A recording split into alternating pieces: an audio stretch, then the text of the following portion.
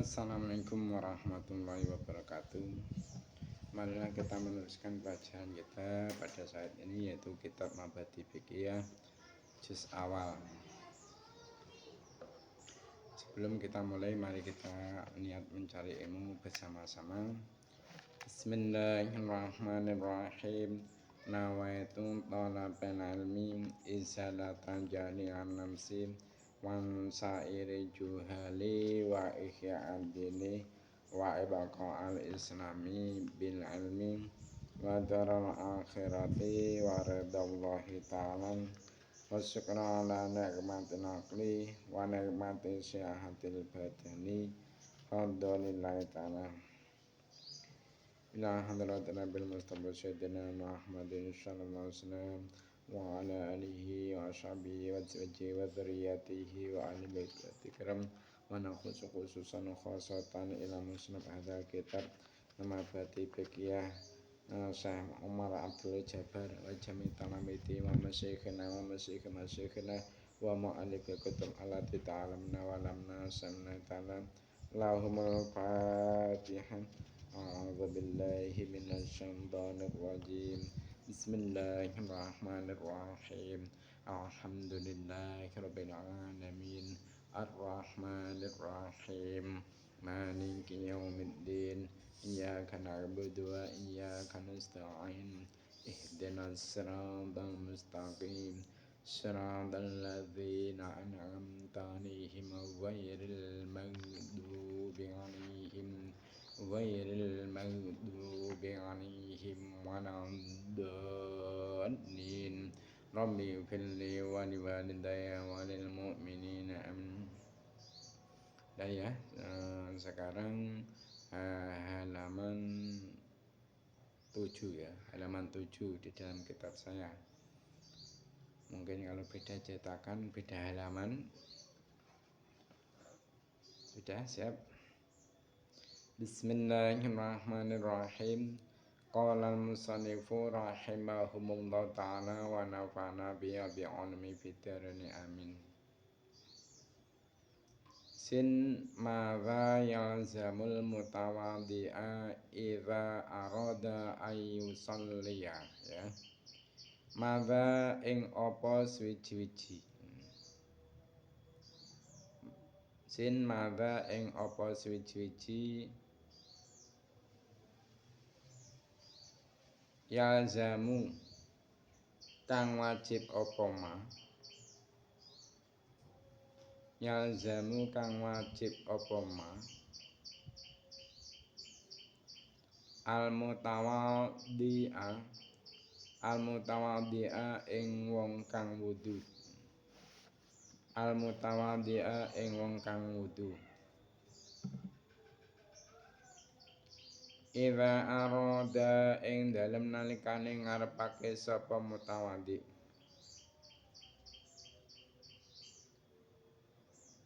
Idza arada ing dalem nalikane ngarepake sapa mutawaddi. Ing dalem singkatan apa?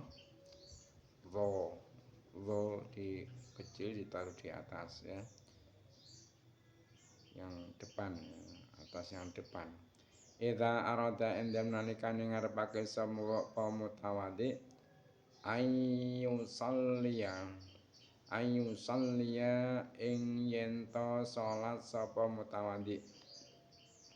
Ayyusalliya ing yenta salat sapa mutawaddi ing singkatan mim fa kecil ditaruh di atas depan. Jawab jim. Yalzamuhu wajib ing mutawaddi. Yalzamuhu wajib ing mutawaddi apa toharatu malabisihi. Apa toharatuhu malabisihi nyuceni penganggone mutawaddi.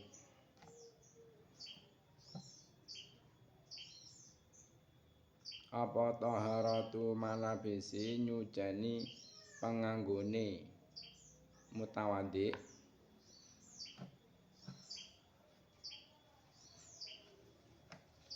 wa makanihi lan panggonane mutawadhi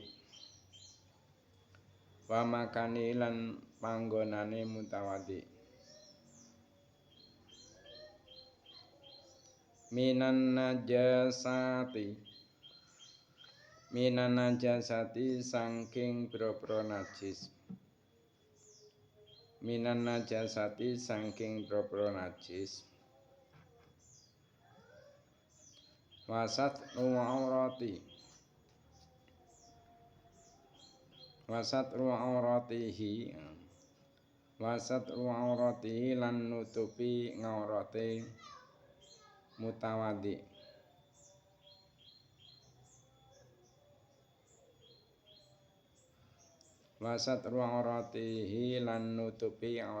mutawadhi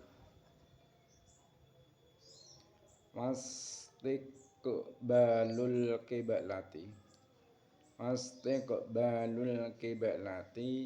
lan madhep kiblat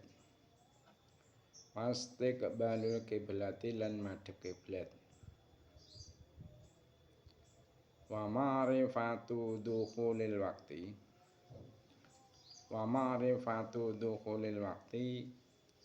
lan ngaweruhi manjinge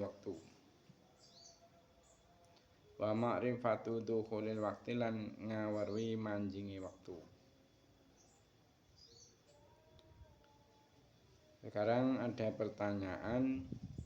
pertanyaannya yaitu sin madza yalzamul mutawaddi'a idza arada ayyusalliya.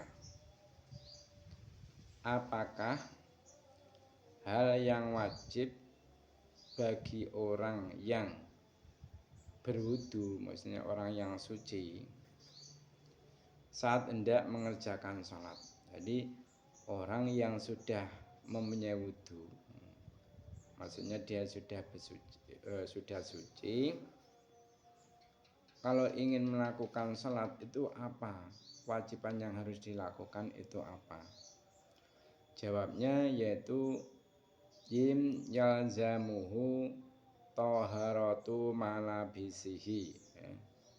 Kewajiban pertama yang harus dilakukan orang yang sudah suci yaitu wajib baginya suci beberapa pakaian. Maksudnya pakaian-pakaian yang akan dibuat melakukan sholat ini harus suci. Mungkin serban ini kalau orang laki-laki, atau mungkin rida ini, ataupun gamis atau jubahnya atau sarung ini harus nyata-nyata suci, tidak ada najis di pakaian tersebut. Atau kalau perempuan mungkin memakai mukena ini harus dipastikan mukenanya tidak ada najis. Mukenanya tidak ada najis atau tidak ketempelan najis. Atau kalau mungkin memakai baju dalam, itu baju-bajunya harus steril, bersih dari najis. Itu langkah yang harus dilakukan, yaitu mensterilkan pakaiannya akan dibuat sholat atau dipakai sholat dari najis. Jadi harus suci dari najis pakaiannya akan dipakai untuk sholat. Itu langkah yang pertama atau kewajiban yang pertama yang harus dilakukan. Wa makanihi minan najasati. Selanjutnya kewajibannya yaitu harus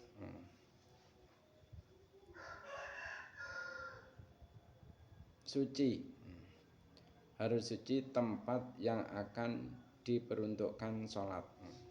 Salat tempat yang akan diperuntukkan melakukan salat itu harus suci. Harus suci dari najis, dari najis. Mungkin kalau mau pakai sajadah, sajadahnya ini harus nyata-nyata suci atau tanpa alas, langsung keramik. Keramiknya yang dipakai sholat ini harus suci, maksudnya tempat yang mana di situ tersentuh oleh anggota kita ketika melakukan sujud atau melakukan berdiri. Ketika sholat berdiri, tempat yang kita injak harus nyata-nyata bersih dari najis. Kalau kita sujud, tempat sujud kita mungkin di situ jidat kita, tempat yang ada yang dibuat untuk menahan jidat kita atau lutut kita, kaki kita, ini harus nyata-nyata bersih dari najis, suci dari najis. Terus kewajiban yang selanjutnya yaitu wasatru auratihi, menutup aurat, menutup auratnya mutawaddi. Nah, masalah aurat ini yang harus kita ketahui. Aurat itu apa? Perlu sampeyan ketahui, yang dimaksud aurat yaitu bagian tubuh. Bagian tubuh seseorang yang harus ditutup dari pandangan orang lain atau dalam keadaan tertentu. Nah, resikonya jika aurat itu terbuka atau tersingkap di hadapan orang lain akan menjadi haram, berdosa. Maka aurat kita itu terbuka, padahal di situ ada orang lain, maka kita berdosa kalau enggak menutupnya. Dan jika tersingkap saat kita melakukan sholat, maka sholat yang kita lakukan tidak sah. Itu aurat. Masalah aurat itu apa saja, Pak, insya Allah pada pelajaran yang selanjutnya itu akan diterangkan.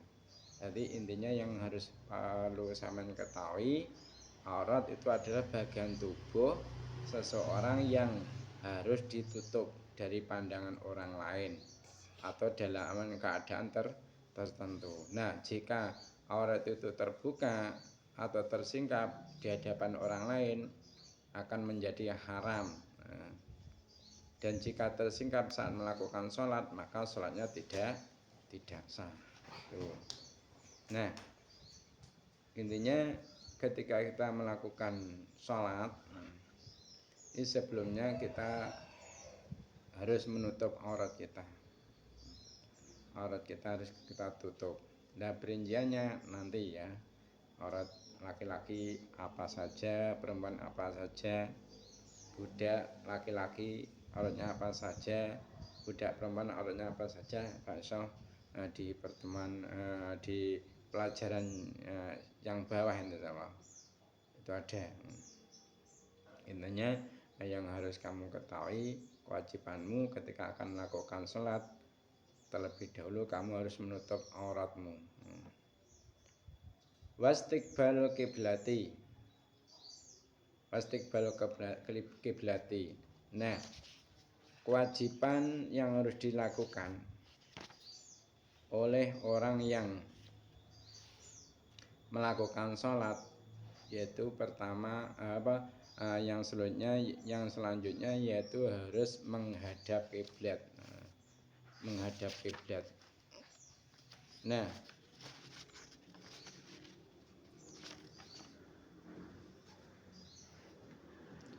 menghadap kiblat. Kiblat itu apa? Yang dibuat kiblat dalam sholat. Kalau dalam masalah menghadap kiblat untuk sholat, kiblatnya ada Ka'bah. Ka'bah yang berada di negara Mekah. Nah, hukum menghadap kiblat itu adalah wajib di dalam sholat. Dan itu termasuk syarat sahnya sholat. Artinya apa? Artinya jika seseorang itu tidak menghadap kiblat ketika sholat, maka tidak sah sholatnya.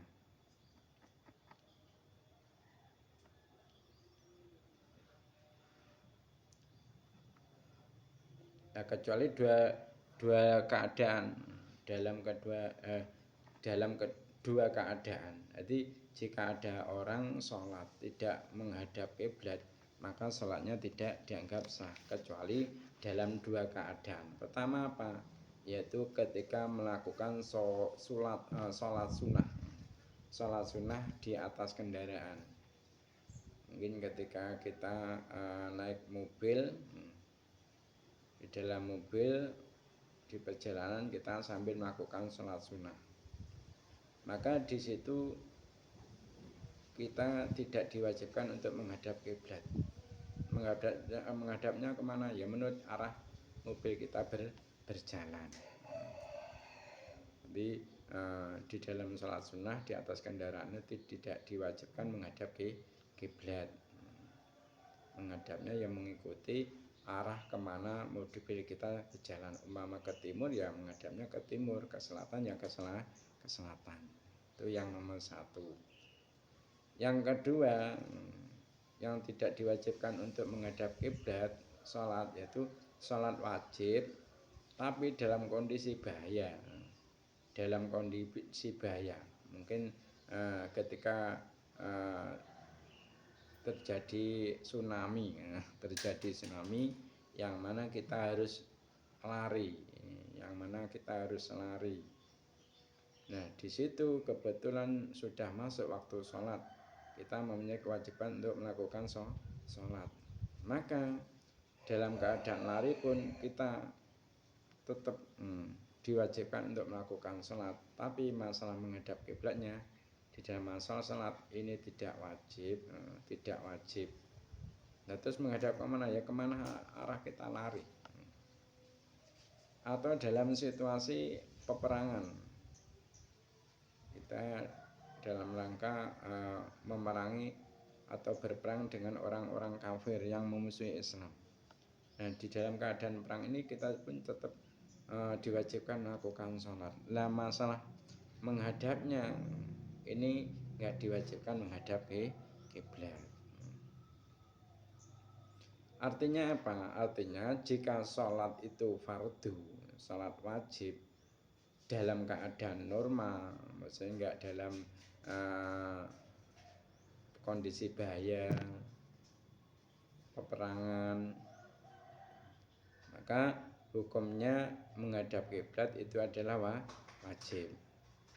Namun jika kita berada dalam keadaan tidak memungkinkan untuk menghadap kiblat, maka kita harus tetap melaksanakan sholat walaupun tanpa menghadap ke kiblat. Hanya saja nanti wajib mengqadha atau mengulang sholatnya. Itu masalah menghadap kiblat. Jadi yang dibuat kiblat untuk masalah sholat adalah Ka'bah. Yang selanjutnya itu nomor 5. Yang nomor 5, kewajiban bagi orang yang sudah suci jika ingin melakukan sholat, yaitu nomor 5 harus mengetahui masuknya waktu.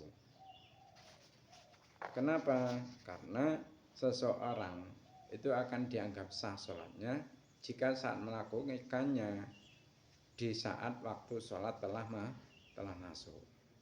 Maka tidak sah sholat seseorang yang dilakukan sebelum waktu sholat tiba. Umpama Zuhur itu jam 11 lebih 17 menit masuknya sholat zuhur. Nah, ada orang melakukan sholat zuhur ini baru jam 11. Kan berarti waktu sholat zuhur belum masuk. Maka yang seperti ini tidak dianggap sah sholatnya. Bahkan bisa berdosa orang seperti ini. Jadi pertama kali yang harus kita lakukan mengetahui waktu. Ya. Setelah membersihkan pakaian-pakaian yang dibuat sholat, membersihkan tempat-tempat yang dibuat sholat dari najis-najis, menutup aurat, menghadap kiblat, selanjutnya itu mengetahui masuknya waktu. Lah masalah mengetahui masuknya waktu itu bisa dengan langsung kamu melihat sendiri, mungkin dengan cara kalau waktu zuhur kamu menancapkan suatu tongkat yang lurus sama tancapkan, terus nanti kamu lihat bayangan matahari itu sudah tergelincir belum. Kalau sudah berarti kan sudah masuk waktu zuhur itu. Atau mungkin bisa kamu mengikuti orang yang sudah mengetahui masuknya waktu. Mau tekon iki mung masuke salat dhewe jam piro? Jam 11.17. Nah saiki wis jam 11.17 urung? Wis. Ngateni nggih saged. Atau itu kita melihat jadwal sholat yang dibuat oleh orang-orang yang bisa dipertanggungjawabkan. Contohnya kuwi apa jadwal sholat yang digawe ulama-ulama NU, itu juga bisa. Intinya mengikuti jadwal sholat yang dibuat oleh instansi yang bisa dipercaya, itu juga bisa.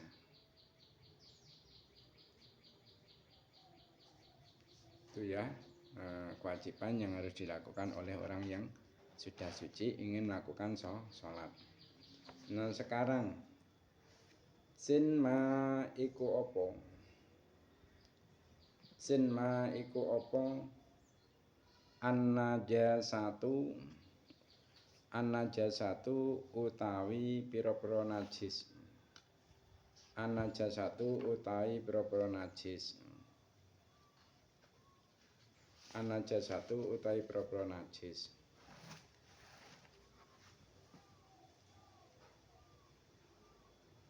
Jim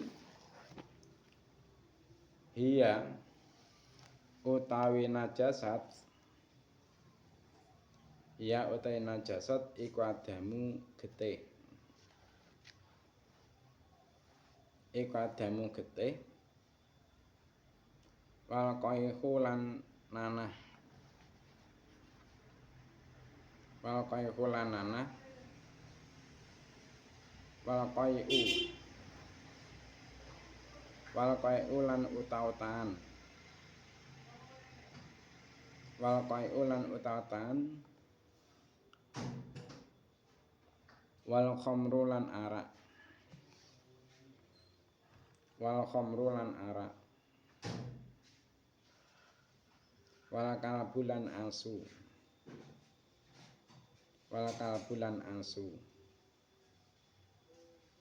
Wal khinziru lan celeng. Wal khinziru lan celeng. Wal baulu lan uyuh. Wal baulu lan uyuh. Wal ghaitu lan tai. Wal ghaitu lan tai. Warrauthu lan tletong. Warrauthu lan tletong. Jadi berhubung tadi diterangkan bahwasanya kewajiban orang yang sudah berwudu, orang yang sudah suci, jika ingin melakukan sholat, yaitu dia harus mensucikan pakaian-pakaian yang ingin dipakai untuk sholat dari najis, dan juga tempat-tempat yang dibuat untuk sholat harus disucikan dari beberapa najis. Makanya di sini diterangkan najis itu apa. Najis itu apa? Di situ diterangkan dalam bentuk tanya jawab. Sin ma an-najasatu. Sin ma an-najasatu. Apa sajakah jenis-jenis najis? Jenis-jenisnya najis itu apa saja? Biar kita tahu ini najis, ini bukan, ini harus kita sucikan dari pakaian yang kita buat sholat, yang ini harus kita sucikan dari tempat kita sholat. Ini supaya tahu apa saja yang harus disucikan dan apa yang tidak harus disucikan. Lah najis itu adalah jim iya adamu. Najis itu apa? Yaitu darah. Wal qai'u dan muntahan. Wal qai'u awas keliru. Jim ya adamu wal qai'u wal khamru wal kalbu wal khinziru wal baulu wal ghaitu warrauthu. Jadi jenis-jenisnya najis yaitu pertama darah, kedua nanah, ketiga muntahan, keempat minuman keras, kelima anjing, terus keenam babi, ketujuh air kencing, terus kotoran manusia dan kotoran binatang. Itu termasuk najis. Atau bisa juga kita rangkum dari najis-najis tersebut. Najis itu jumlahnya ada tujuh golongan. Najis itu ada tujuh. Apa saja? Nomor satu yaitu setiap sesuatu yang keluar dari jalan depan atau belakang, baik manusia maupun binatang. Jadi setiap sesuatu yang keluar dari jalan depan, maksudnya kubul atau depan, dari setiap sesuatu yang keluar dari jalan depan kubul atau jalan belakang dubur, baik dari manusia ataupun binatang, itu hukumnya najis, kecuali yaitu mani. Mungkin dari ada orang dari jalan depannya itu keluar air kencing berarti najis.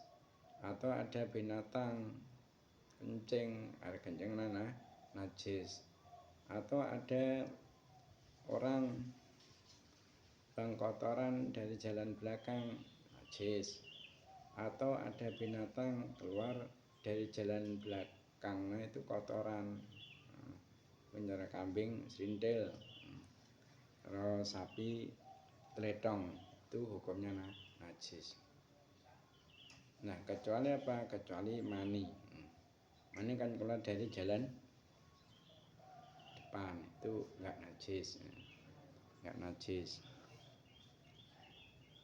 Nomor satu. Nomor 2 yaitu muntahan. Muntahan baik dari manusia ataupun binatang. Jika ada orang kok muntah, maka muntahan tersebut hukumnya najis. Atau ada binatang muntah, maka muntahan yang dikeluarkan oleh binatang ini juga najis.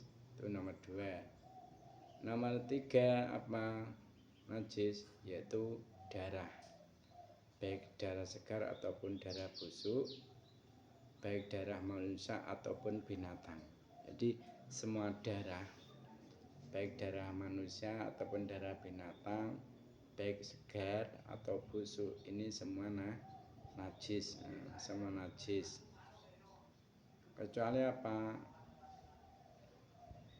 Limpa. Kecuali limpa dan hati. Kecuali limpa dan hati, ini tidak najis. Itu kan ya termasuk darah toh, tapi enggak najis. Itu nomor 3. Nomor 4 termasuk najis. Nomor 4 yaitu cairan yang memabukkan. Cairan yang memabukkan ini hukumnya najis. Mungkin topi miring, bir, ini najis. Tapi kalau memabukkan tidak berbentuk cairan, mungkin ganja, daun ganja, itu kan memabukkan. Karena bukan cairan, tidak najis. Tidak najis. Dapat 4 ya. Sekarang nomor 5. Nomor 5 najis apa? Yaitu bangkai. Bangkai itu najis, kecuali 3 bangkai yang tidak najis. Apa? Pertama yaitu bangkai manusia. Bangkai manusia itu hukumnya tidak najis. Kedua apa? Bangkai belalang. Bangkai belalang, segala macam belalang, bangkainya tidak najis. Yang ketiga apa? Yaitu bangkai ikan. Bangkai ikan, maksudnya ikan laut, ikan sungai, ini semua bangkainya tidak najis. Contohnya apa? Pindang. Sama nek tuku pindang kan aku mboten dibeleh ta. Mboten dibeleh kanthi syariat. Iku bangkai, tapi tidak najis. Terus yang nomor 6, najis yang nomor 6 apa? Yaitu anjing dan keturunannya. Anjing dan keturunannya ini termasuk najis. Nah, yang najis apakah air liurnya saja? Soalnya ada yang salah paham, dikira anjing itu yang najis air liurnya saja. Tidak, semuanya, baik air liurnya, bulunya, kulitnya, dan semuanya ininya najis, bukan air liurnya saja. Intinya anjing dan keturunannya, mungkin ada anjing berhubungan intim dengan kucing, akhirnya dari hubungan intim anjing dan kucing ini, anjing melahirkan kucing, maka kucing yang lahir dari anjing ini juga najis. Terus sekarang najis yang ketujuh. Najis yang ketujuh apa? Yaitu babi dan keturunannya, baik babi rumahan ataupun babi hutan, apa istilah celeng. Babi dan keturunannya ini termasuk najis. Jadi najis itu ada 7 itu ya. Ada 7 itu. Jadi kalau kita sudah tahu, sudah paham 7 najis itu, kita tidak akan ragu-ragu terhadap sesuatu. Ini najis bodoh, enggak, langsung bisa menilai. Contoh air keringat yang bau itu najis enggak? Enggak. Kenapa? Bukan termasuk dari najis yang 7 tadi, jumlahnya 7 tadi, air keringat. Mungkin kita sehabis dari sawah, kaki kita itu kotor, muga napa kena endut sawah juwiplok ngoten bawanger pisan. Itu najis enggak? Kenapa? Itu bukan termasuk dari salah satu najis yang ada 7 tadi. Nah, itu masalah najis. Jadi harus kamu hafalkan dan harus kamu pahami biar tahu yang najis itu apa saja, yang bukan najis apa saja.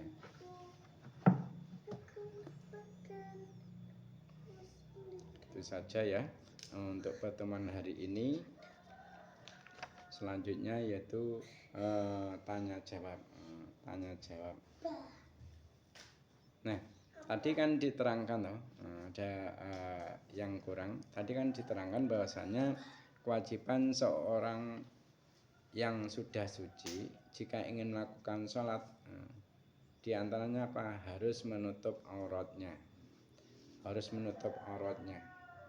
Nah, hikmah dari kita ketika mau menjalankan sholat ini harus menutup aurat apa? Kita diwajibkan menutup aurat. Hikmahnya apa? Yaitu sebetulnya seseorang yang akan menghadap orang yang mulia. Mungkin kamu akan menghadap seorang raja atau ingin menghadap seorang presiden. Maka ia pun akan memakai pakaian yang terbaik. Pakaian sing paling apik sing dinduweni dhek, sing resik kuwi sing dipilih. Sing arepe dienggo menghadap raja atau presiden mau. Maka seseorang yang akan mengerjakan sholat itu pun juga diwajibkan menutup aurat. Kenapa? Karena akan menghadap Allah Zat yang Maha Agung. Apa nang presidene lek macak sedina ramari-mari milih klambi sing apik diendi di golekne minyak wangi sing paling wangi ya. Semacak mungkin cukur. Niku ape madhep presiden. Utawa ape ngadhep lurah kaya ngono. Padahal presiden lurah niku termasuk makhluke Gusti Allah. Padha-padha karo dhewe. Ngono dhewe lek macak kaya ngono. Apa meneh awake lek arepe menghadap Allah Zat Maha Agung sing nyiptane dhewe, sing nyukupi kebutuhane dhewe. Dhewe ora njaluk karo Gusti diparingi, gitu. Contohnya dhewe pas cilik ngene bayine sampean apa yang njaluk. Ape lahir njaluk kon nyiapne popok. Ora to. Tapi wa semono Gusti Allah wis ngongkon wong tuane dhewe nyiapne popok. Bahkan dhewe rong laire wong tuane dhewe wis dikon nyiapne popoke. Sakandane. Mane lek terus dhewe iki kok menghadap Allah ora macak sak gandeng-gandenge, sak ayu-ayune niku gak pantes. Mane syariat itu mewajibkan kita ketika akan menghadap Allah yaitu sholat, kita diwajibkan untuk menutup aurat ya. Itu saja. Sekarang pertanyaannya. Pertanyaan nomor 1.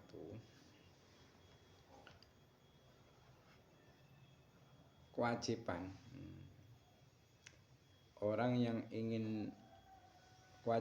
orang yang sudah berwudu ingin melakukan sholat, kewajiban pertama yang diterangkan di dalam kitab kamu itu apa?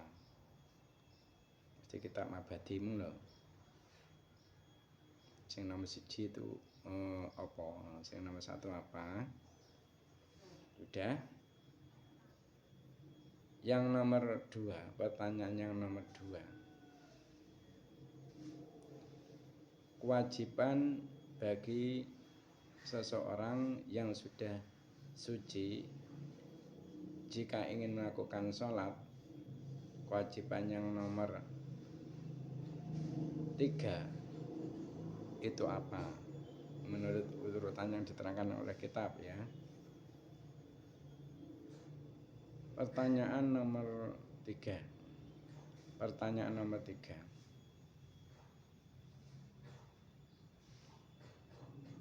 Najis itu ada berapa? Najis itu ada berapa ya? Pertanyaan nomor 3.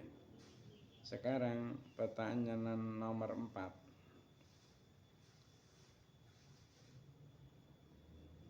Najis yang nomor 2 menurut keterangan yang saya sampaikan tadi itu apa?